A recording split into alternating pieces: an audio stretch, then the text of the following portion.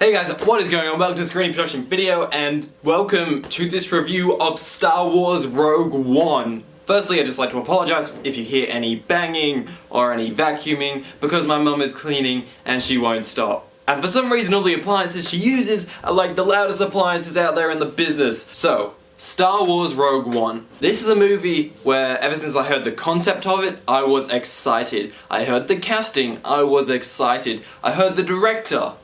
Hadn't really heard of him before, but I was excited. And then when the first trailers came out, the visuals looked incredible. Everything about this movie was looking fantastic.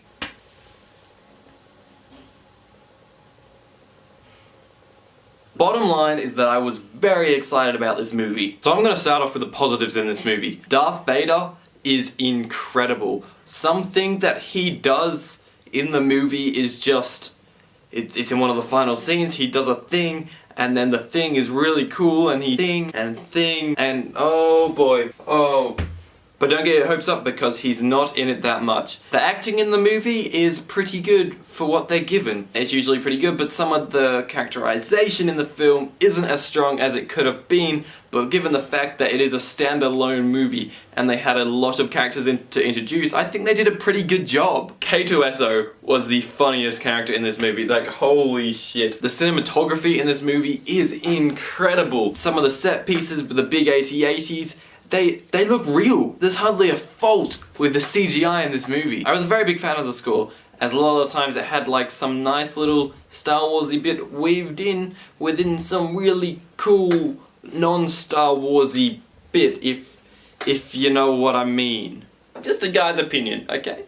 The spaceships looked awesome, like the big Star Destroyer. They looked like the Star Destroyer from A New Hope. Like, it was insane. Oh. And the final scene is one of the most intense scenes you will see in Star Wars. It is so... Oh. They end on a high in this movie, that's all I'm saying. Felicity Jones is fantastic. The way she interacts with other characters in the scenes is fantastic. She's such a good actress. And there's a bunch of cameos which are mostly good. They also solve one of the biggest problems in Star Wars history, probably the biggest problem that goes back to the first movie. It's just so good to have a Star Wars movie back.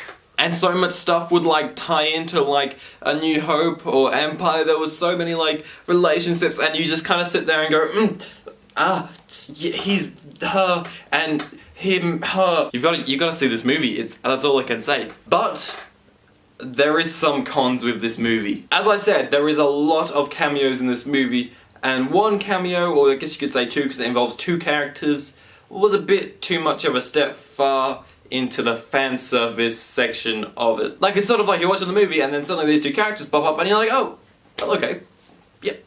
They're there too, I guess. And I did say the CGI was great, and it is really great, but there are a couple of motion capture characters in this movie that... The motion capture is fantastic motion capture, and you kind of need, especially one of those characters, to be in the movie, so I'm not offering an alternative here, but it does, at times, the motion capture of one of the characters does sometimes take you out of the movie. It's really good motion capture, and honestly, I don't have an alternative. I think they pushed motion capture as far as they could with this, and they did a really good job. But maybe it just wasn't quite ready. One of my friends thought that it was a real actor. So there you go, I am just another guy's opinion here.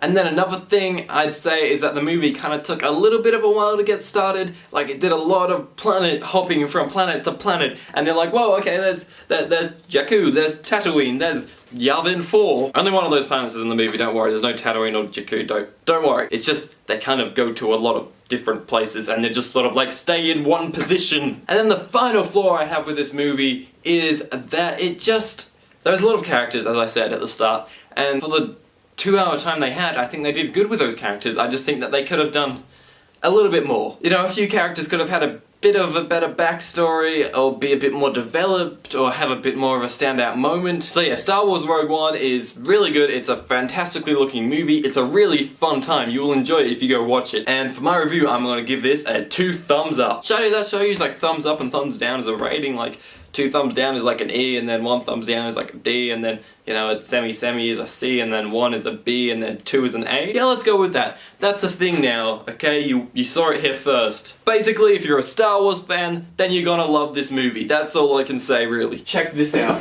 I got a popcorn tin at the cinema, and it's all Rogue One. Look at it, Rogue One. Ba ba ba ba ba ba ba ba ba. And it came with oh god, it came with a cool lid as well, with the rebellion, so you can put the lid on your popcorn, so you don't eat your popcorn whilst you're waiting 2 hours to go watch the movie at the midnight release. It also came with a cool cup. Look at it. It's got Commander thingy. Death Troopers, Stormtroopers. Thank you for watching. I'm gonna end this here before I get even more awkward.